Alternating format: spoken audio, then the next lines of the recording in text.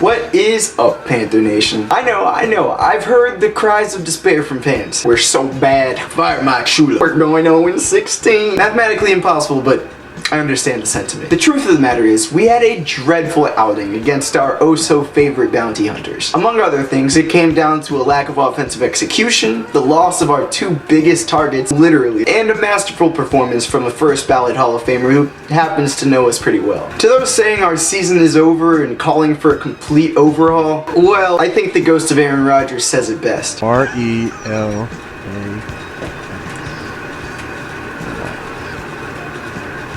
We're gonna be okay. What he said.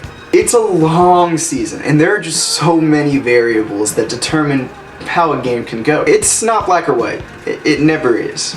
Maybe sometimes. That being said, no one in the Panthers organization should be content with this performance, and I doubt anyone is. I mean, as I said before, it was dreadful in many regards. We have quite a bit to talk about this week. The Brothers Blue presents 3 storylines, where we'll take a look at everything that made this week what it was. Starting off with number 1. Storyline number 1.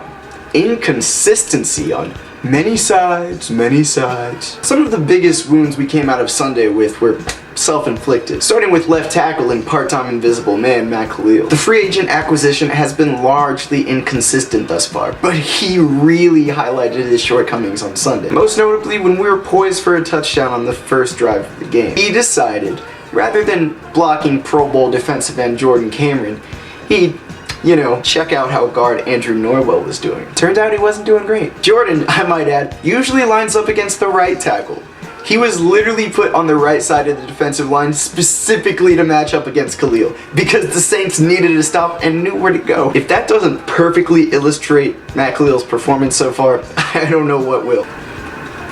Maybe that, yeah. On defense, Breeze picked apart our young corners all day, and they have been steadily improving. They were regularly forced out of position by both pump fakes and the veteran's elite placement, putting the ball where only his receiver can get it, and a lot of times literally throwing them open. Would be nice, is all I'm saying. The Saints' offense consistently minimized the speed and savvy of our front 7 with screens and misdirections. They clearly did a great job game planning for us, in a way they could only do with a signal caller like Breeze and the intimate familiarity with our team. I mean, they kind of put the intimate in intimidation this week now. Needless to say, don't expect games like this on a weekly basis. We're an insanely talented team, and division games are usually the ultimate example of any given Sunday. Our next storyline is much bigger cause for both concern and excitement. Storyline number 2. The firing and backfiring of our weapons. Our offensive weapons were cause for both throwing our fists in the air and against the wall this weekend. Of course, they started off against the wall when receiver and Kelvin Goodberger, Kelvin Benjamin, appeared to injure his surgically repaired knee. I cannot overstate this enough.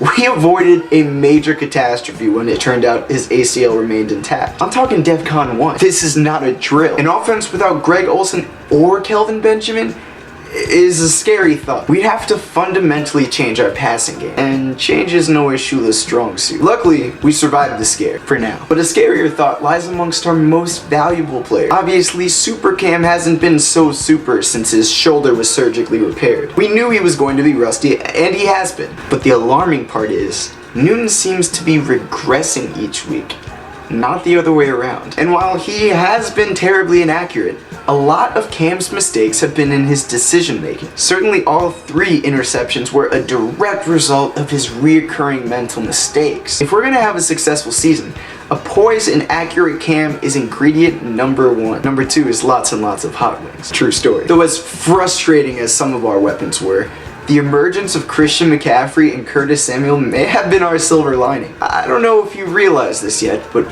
Run CMC has the potential to be brilliant. We should be calling him Snag CMC. Those hands. It was obvious we wanted to get him involved early and often, and hopefully we can get these guys even more involved and get Cam back on a rhythm. I have no doubt we will, because if we don't, we lose. So moving on to the third and frankly the biggest storyline of the weekend. One that affected not only the Panthers, but the entirety of the NFL. Storyline number 3. United we kneel? Of course, the biggest story in football, and perhaps all of news, was the league-wide protest that took place on Sunday. There's been a lot of speculation thrown around, so let's take a look at the events that have actually transpired. It started on Saturday when President Donald Trump said this at a rally. To see one of these NFL owners, when somebody disrespects our flag, to say, get that son of a bitch off the field right now, out, he's fired. He's fired! Following his remarks, hundreds of players, executives, and even owners protested in various ways. Some kneeling or linking arms during the national anthem, and others staying in the locker room entirely. Over 250 protests, and in some cases, the demonstrations were even more anticipated than the games themselves. Of course, after the protests, the President of the United States took to Twitter to voice his discontent with the National Football League, the players, and its owners. So I think it's imperative to realize, while players, coaches, and owners voiced their objections during the national anthem, they weren't necessarily protesting the anthem itself. I mean, why would they be? That would be similar to alluding that Rosa Parks was protesting the transit department. They seem to be opposing what they viewed as systematic inequality that exists within the country, not our great country itself. I think that's an important distinction. Nevertheless, this week Panthers captains had a meeting with team owner and grandpa from up, Jay Richardson. They discussed appropriate actions moving forward, and Newton recently said that he and others are seriously considering taking action next week against the Patriots. This is definitely a developing story, and we're going to have to wait and see where this ride takes us. Well, that is all we have for you today, Panther Nation. If you liked this video and want to see some more just like it, be sure to subscribe to The Brothers Blue, and be sure to turn on those notifications so you never miss a video. And as always, don't forget to answer our question of the day in the comments section. What do you feel about the NFL-wide protests? Are you glad to see players taking action, or would you rather they went about it in another way? Let's get the discussion going. I will see your beautiful faces soon. Stay blue, my friends. Sometimes